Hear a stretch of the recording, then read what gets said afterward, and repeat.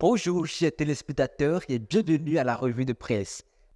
Démarrons avec la Nation. En titre, évaluation des politiques publiques, le Bénin parmi les pays les mieux notés. Avec une note globale de 3,9, le Bénin surclasse la moyenne régionale et se hisse au rang des pays les mieux notés d'Afrique subsaharienne, selon le rapport 2025 de la Banque mondiale sur l'évaluation des politiques et institutions nationales, rapporte le quotidien au service de la Nation. En politique, la boussole titre Berouboué dans la 7e circonscription électorale, Bian rallie les communautés Peul, Gando et Bariba aux idéaux du BR. Ces communautés ont réaffirmé leur adhésion aux idéaux du BR dans une dynamique qui renforce l'ancrage territorial du parti et consolide l'élan autour du président Patrice Talon à l'approche des élections générales de 2026, informe le journal. De Berouboué descendant à Parakou, où Ousmane Traoré impulse l'adhésion massive des jeunes de Yarakine à Oued-Bénin, laisse lire le journal à l'oreille gauche du canard. Toujours en politique, Dynamisme Info s'intéresse au parti de l'opposition et affiche dans ses colonnes Réconciliation nationale, un projet cher au parti Les démocrates pour garantir le développement social durable. À l'oreille gauche du canard, cadre de concertation de l'opposition, le sentiment que ça sommeille surtout face aux enjeux pour l'alternance, constate le quotidien. Avec Bénin intelligent, rencontre à l'Élysée, Paris tend l'oreille aux réformes béninoises.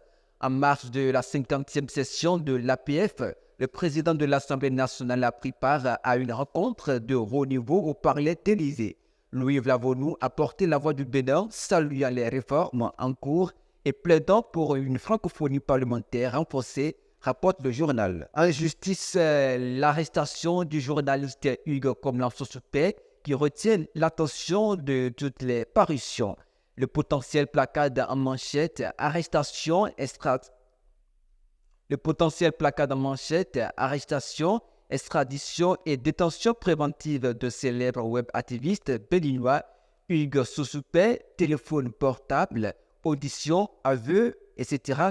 La République tremble. Sa bouche est désormais une machette à couper la tête de plusieurs cadres, ministères, institutions, armées, police, pour ne citer que cela. Ces informateurs sur la braise a notifié le journal d'Adriatique Plateau.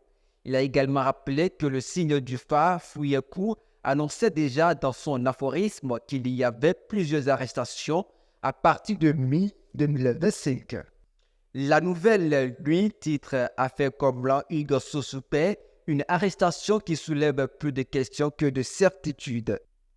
La boussole à l'oreille droite affiche, rattrapé par la justice béninoise, Hugues Sosupé, extradé d'Abidjan et écroué à Ouidah.